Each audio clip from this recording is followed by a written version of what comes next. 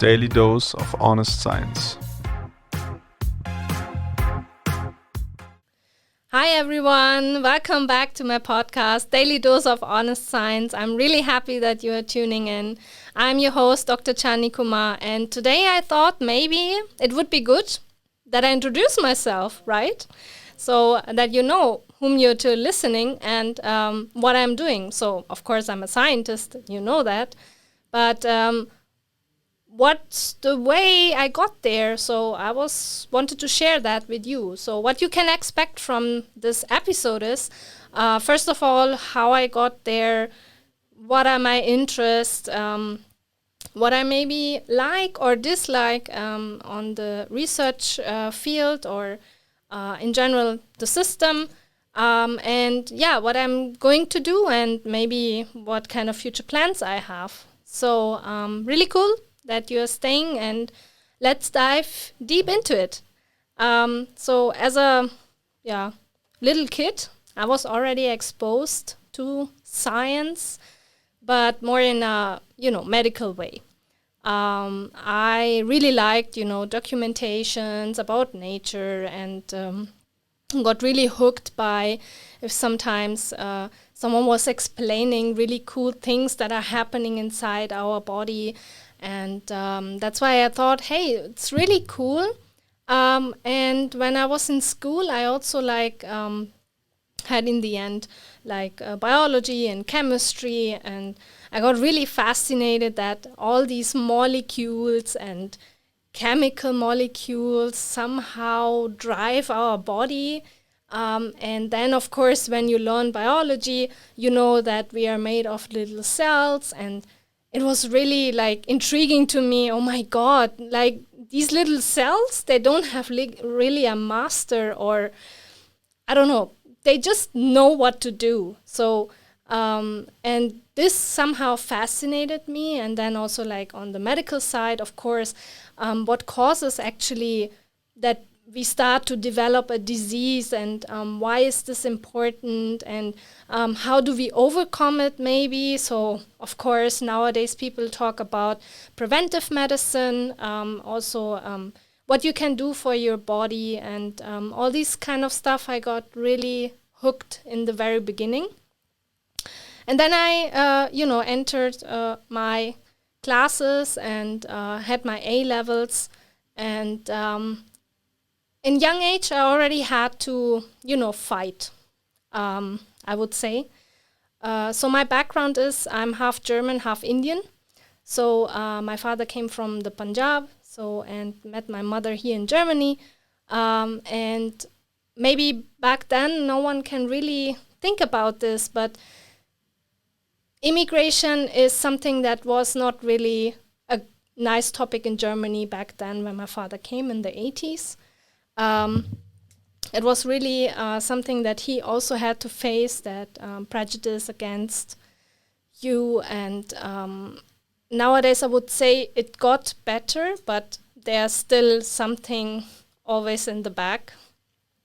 And when we came, so my father was or is really eager to help us all the time. And he was always he wants to offer us the best education that he can. So that's why he waited long enough to have a family with my mom. And it was really interesting for me to see how the thought process was. And for me, he also paved the way that I want to do later on something in that direction. But unfortunately, in the fourth class, in the primary school, you say, here in Germany, especially in Bavaria, where I was grown up, the problem was that there's a specific certificate that you need to get to the next step you want to do. And I was always pretty good in school, and never had really problems. And but it's a bit tough to say, but there were unfortunately tactics done that people who have migration background cannot achieve the highest education only by fighting. And there already my fight started. So I had to fight that I can go on later to the A classes and do my A levels later on. And it really primed me for what was going to happen in my entire life till now. So that was kind of a, alarming signal for me that I have to deliver. I have to fight for coming, in the front and get there where I want to be. So I succeeded, but unfortunately during my A levels, my father got so sick that many years later he got diagnosed with an autoimmune disease. But back then it was really not that good to detect, or at least, to talk about, or that the physicists would know what to do. And that really threw me off. So you have to imagine I was doing my A levels, which was already really tough in Bavaria. Then I was working with my mom in our shop that we had back then. And then on the top, when I was done with my A levels, because I really was eager to learn, being a doctor, because in the end, everything crystallized out. Yes, I would like to be a doctor because I want to help people. And this is my primary motivation, to learn how can I treat people so they get better. And I had to take a so-called Mediziner test. So, of course, my grades were not that good anymore that I could get right away to the medical course here. And the problem was that you could enter quicker if you do the so-called test for medical people. So they assess you by certain tests if you would be capable of doing it. And then what also was that if you do an internship in some of the departments inside a hospital or so, that you would get credit points, you could say, to actually do that. So I was very eager. So I did even the internship and the Mediziner test. And in the internship, actually, I was at the cardiology department. There I realized being a doctor is nothing for me. And I always dreamt of it, that I gonna be a doctor at some point. But then the harsh reality hit me. And why it hit me, it was a patient that died over the night. So I was taking care of that patient, and I left my place. So I was done with work, and the next day I came back, and that person died overnight. And I was so shocked because I didn't realize why, because she was doing fine. And also the doctor said she's recovering and everything, and then suddenly you see that someone died. It was really hard for me. And then, when I did all these internships and this one internship and saw that she died, I had to bring her down to the department where diseased people, abroad, and that is still haunting me today. And it never really, or at least for me, it got to a point where I was like, okay, that's not for me, but how can I serve? And slowly I started to realize, okay, maybe the medical way is not the way to go, but maybe something that is related to science, because I was also really, into how the pathways work, what kind of enzymes do we have, why are the enzymes behaving as they are, why do we have so many different cell types, and what are the main cell types that we have, and why are they working as they are, why they are not going over the top, so what are the feedback mechanisms. So I got kind of into it, but unfortunately, due to the fact that I had to work with my mom in this in our shop, it was not really like I go now and study biology or something like that, because for me, this is something maybe that should be good that you know. I'm someone who loves to do interdisciplinary research, which means you don't rely on one subject. You actually invite other disciplines to help you to address a certain question. So in my case, I like to have the view on a biochemistry way, on a structural biology way, on a chemistry way, sometimes even physics, to understand why certain things happen and why our body is the way it is. And if you see like how beautiful it is that you are breathing without knowing it, that your heart is pumping the blood through your veins without any effort, like you don't have to tell your heart to beat, right? It's just doing it. That your brain functions as it is, and all these great molecules that you hear from Andrew Huberman, dopamine, serotonin, and so on. So this is kind of the stuff that I really like to, have it as a whole. And I remember back then, it was really funny. There was a advertisement right in front of our shop. It was for, and I'm really happy that I went there then, so the Hochschule Fresenius. And they offered actually a new course called Bioscience. And I was like, what is that? And then I looked into it, and it was applied biology for medicine and pharmacy. And I was like, jackpot. That was so amazing, because I had all the disciplines that I wanted to have on a more medical and pharmaceutical side. So understand more the biology behind it.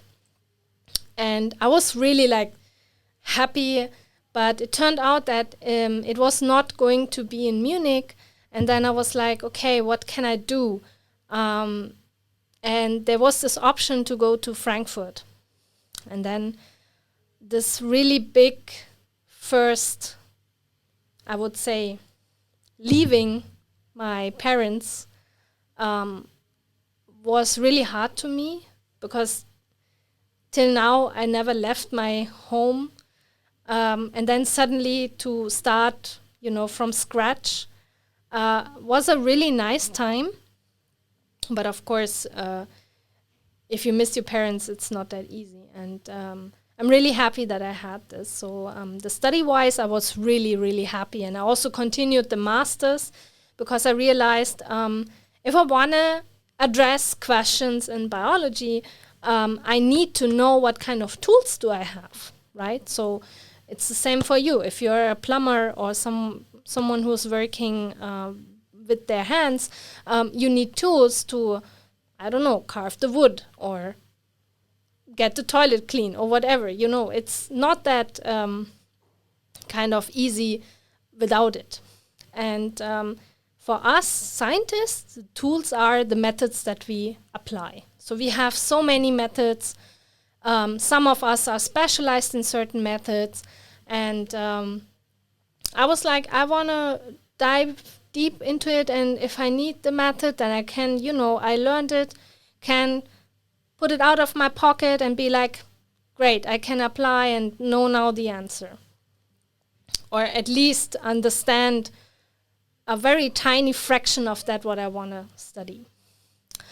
And of course, in the end, you have to do a bachelor and a master thesis. And in this case, for the master thesis, I went back to Munich. And I got in that lab. and the colleagues were really nice. But that's the first time in the academic research where I realized it's not that rosy all the time. And then I ignored it for a certain time.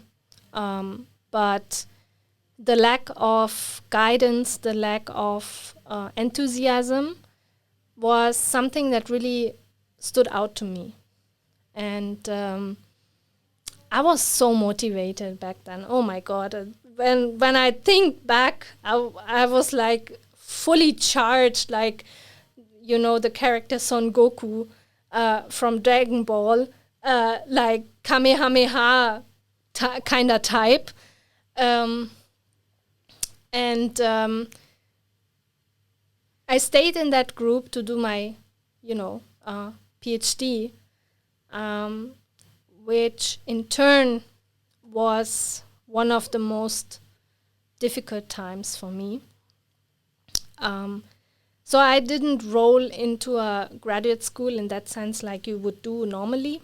So I was like on my own doing a PhD, you could say.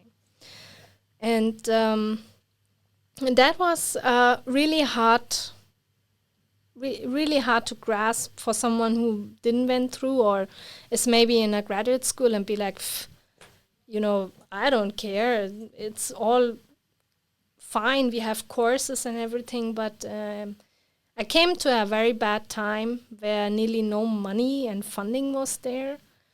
And also like the graduate school was nearly the one that I was enrolled in later on was actually already at its end. So I could only take the few courses that were available. But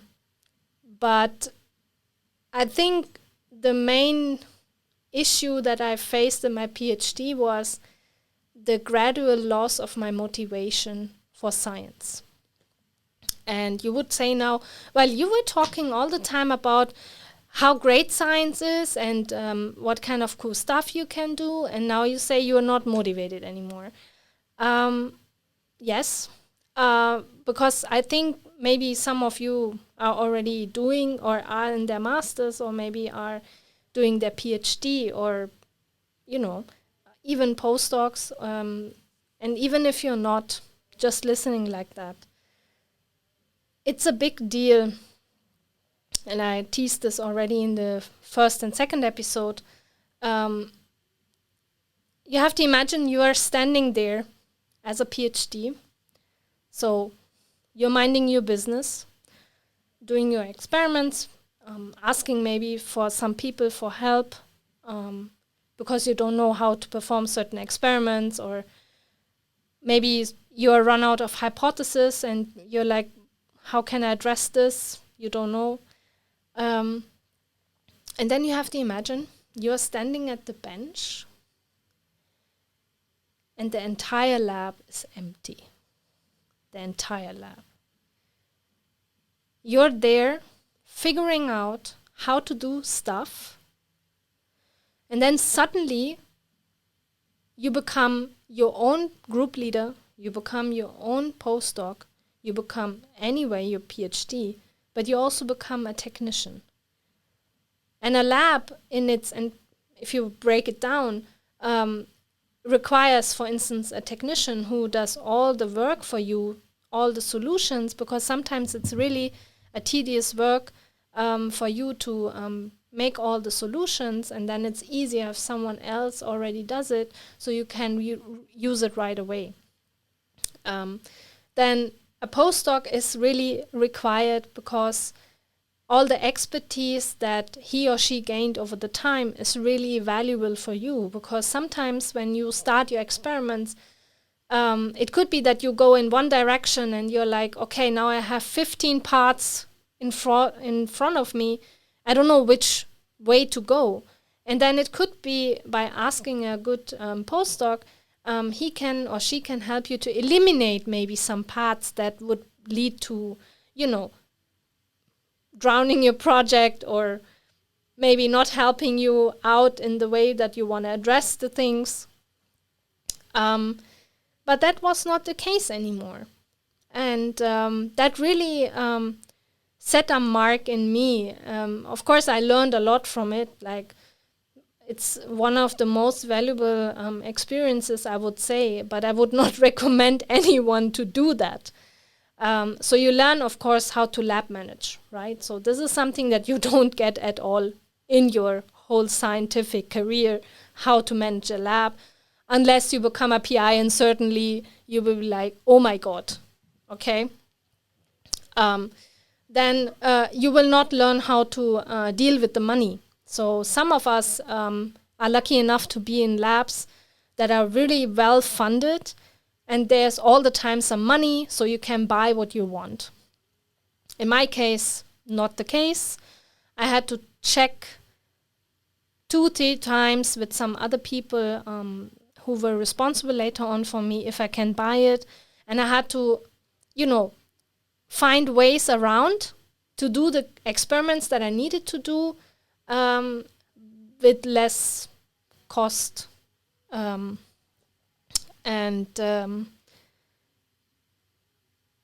the end, I was thinking, does my PhD, maybe, is it valuable or not?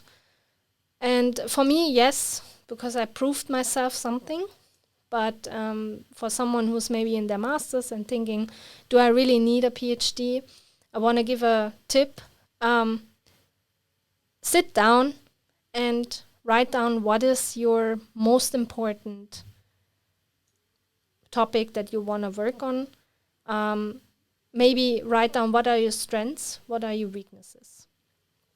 And if you come up with a table, then I would maybe look in some job offers. Is that what I want to do? Really, does it require a PhD?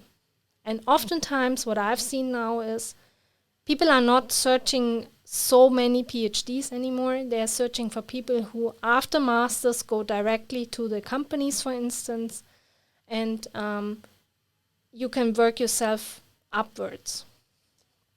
So maybe that helps you somehow to figure out if it's really required.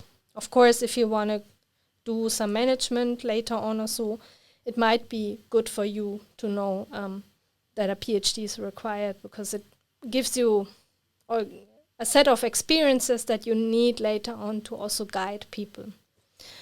So after this kind of, it was really hard for me. So I was always you have to imagine I was like in a wheel, like a little hamster in the wheel.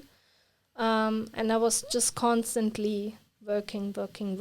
And as I said, I was in the first episode 24/7 in the lab, which is so bad. So I was not taking care at all of my health. And that paid, in the end, a bad price.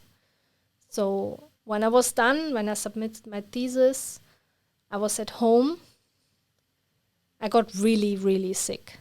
And I would say I was at the brink of burnout. And this is something that I read very often now in scientific journals when they have their extra niche of career and everything. And there are horrible news out there how the PhD, so how, unfortunately, maybe a trigger warning for all the people outside, maybe don't listen now to that section. So there are people out there who commit suicide because they cannot do that anymore. They go into depression, they get burnout. And not everyone is made out of a material that he or she can easily overcome it. It is a lot of, your mind and your soul needs to be together to overcome all these trauma, I would say.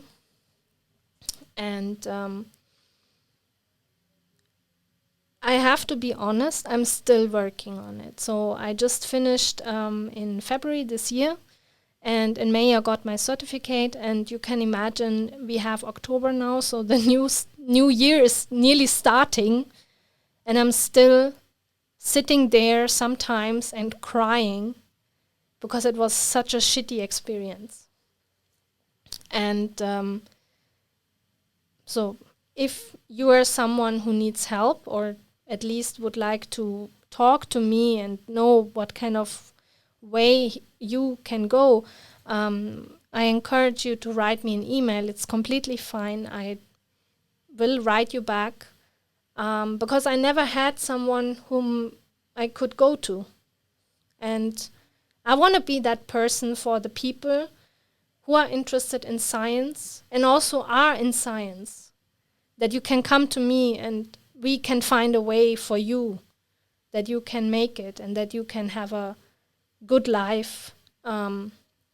Because I realized in science you need to have a certain type, or you need to be a certain personality type.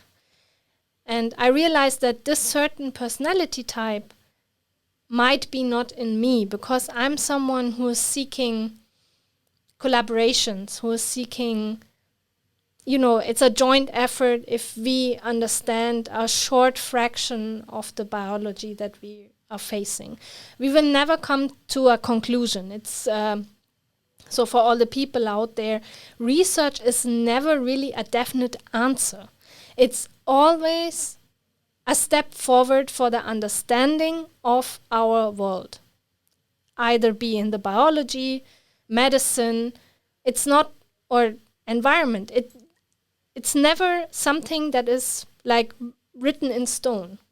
It can be thrown off 3 weeks later by someone else who did another experiment and throws off your whole hypothesis and everything. It's a constant exchange with all the scholars, and it's really difficult sometimes to grasp the difference. So when you sometimes sit there and be like, okay, well, the textbook knowledge tells me this, so why does science tells me different? So in order to understand the biology, we need some basics and some background, and that is in the textbook knowledge.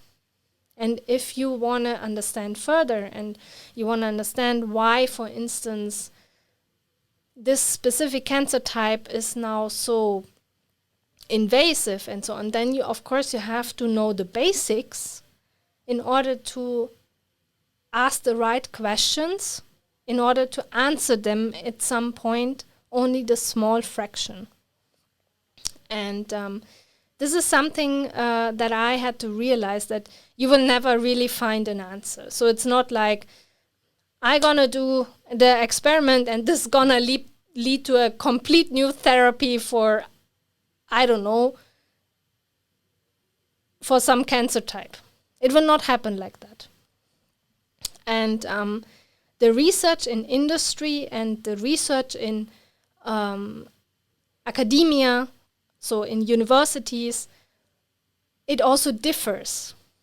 And so, of course, the industry at some point is interested also to sell a product in such a sense, either by, you have a research question and we do the research for you, or they develop some essays, some kits that you can use.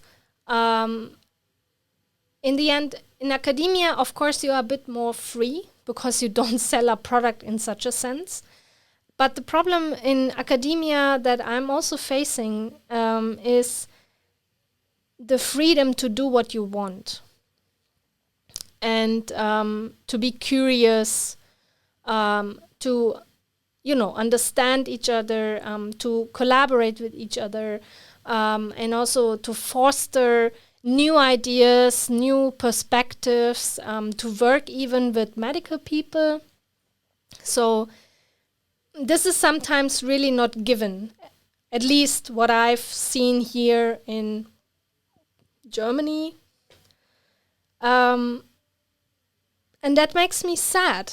That makes me really sad, because of course there are doctors who do research, no doubt. But I guess it would be much more fruitful for a doctor to collaborate with a researcher who's doing basic science, because in the end, a doctor has to do his or her work in the clinic. So they have patients, they have to take care of the patients. And I have huge respect for all the doctors out there who are doing research as a second stand and trying to understand maybe the disease that they are looking at. But of course, I think it would be more fruitful if people would start to think about how can we implement medical questions more or foster more these collaborations, because I think it doesn't help if we start to compete. Medical professionals have a complete different understanding and complete other expertise than we scientists have, and we should put both expertise together to get something out that is meaningful for all of us. It doesn't make sense if we start to work against each other and verify maybe also the findings that we have, maybe also in these cancers. And sometimes you find something in patient samples that you would not find in cell culture, for instance. You have to imagine we are trying to work with material that is somehow related to us, but in the end, the cell culture, for instance, these are all cancer cell lines. These are not, they are of course people who are working on primary cells, but this is very limited. And oftentimes we forget that maybe the finding is more on the disease state rather than on the healthy state. And for me, I'm honest, I would love to really work more on that, to find biomarkers, to find maybe even contribute to a better therapy for specific patients. And I don't want to be very picky also. I think every disease has its own underlying cause. And I think it's really cool if you start to dive into all of these things, because in the end, you might find a common theme, and this you can treat maybe. So coming back maybe, because I got completely out, maybe coming back just for now. So my PhD is now done. So I'm fully a researcher, but the postdoc time right now is kind of cool, but also kind of challenging. And in the end, you have to figure out for yourself what is going on.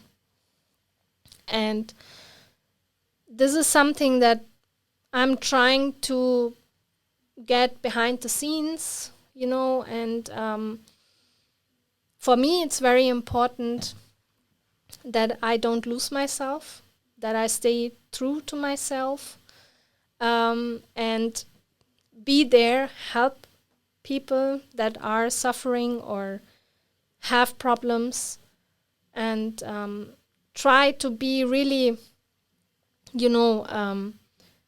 be a mentor that no one had before, or only few people.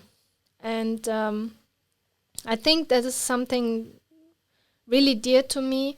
And I realized one thing that is missing still is that we scientists communicate with you, right? So, or would you say, and please write that in the comments, would you say really that we scientists do a good job in explaining you what we are doing? I doubt it. I really doubt it.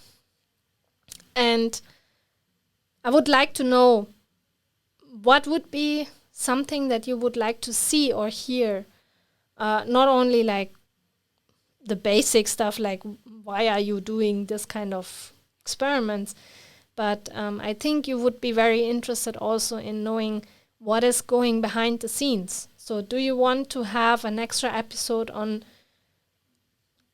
maybe some stuff that is not so nice to know? So, of course, sexism, harassment, how does the funding system work? Why do we have so many people that are depressed? What is the system?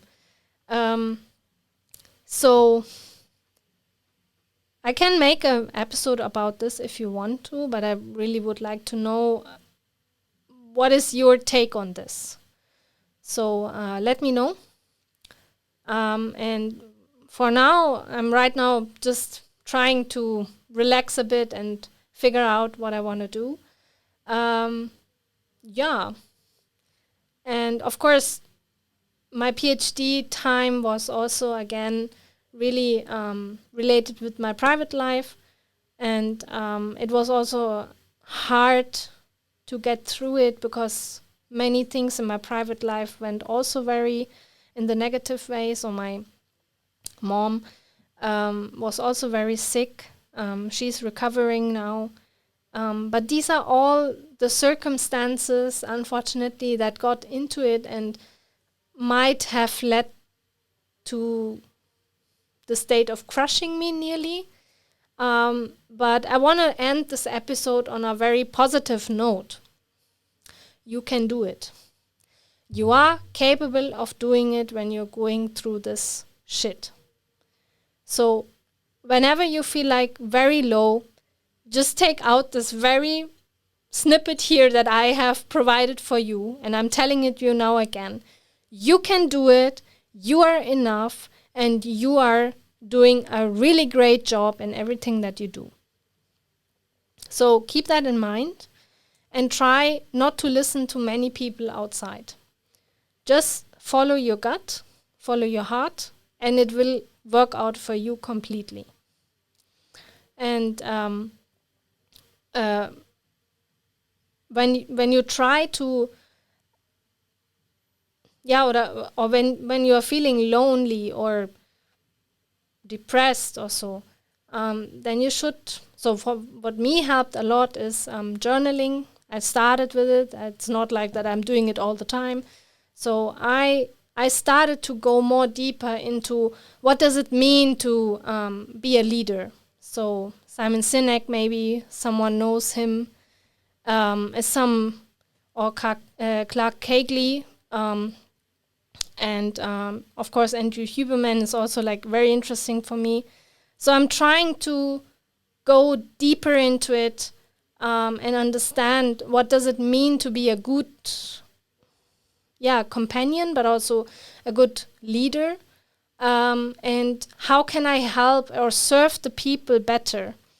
And one thing to get all the clutter out of my mind is journaling. So maybe that also helps you somehow.